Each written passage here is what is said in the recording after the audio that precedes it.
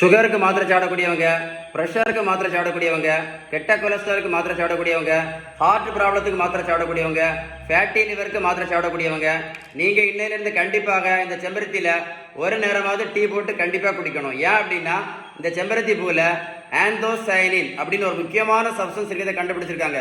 இந்த ஆந்தோசைனின் என்ன பண்ணுது அப்படின்னா ப்ரெஷரை குறைக்கிறது யூஸ்ஃபுல்லாக இருக்குது, கெட்ட கொலஸ்ட்ரால் யூஸ்ஃபுல்லாக இருக்குது, குறைக்கிறது யூஸ்ஃபுல்லாக இருக்குது, ப்ரெஷர் சுகரை குறைக்க யூஸ்ஃபுல்லாக கண்டுபிடிச்சிருக்காங்க.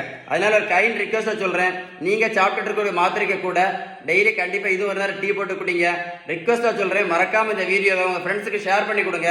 நிறைய பேருக்கு யூஸ்ஃபுல்லாக இருக்கும். இந்த தம்பியை பாருங்க, 70 கிலோ வெயிட் குறைச்சிருக்கேன், 140 70 கிலோ.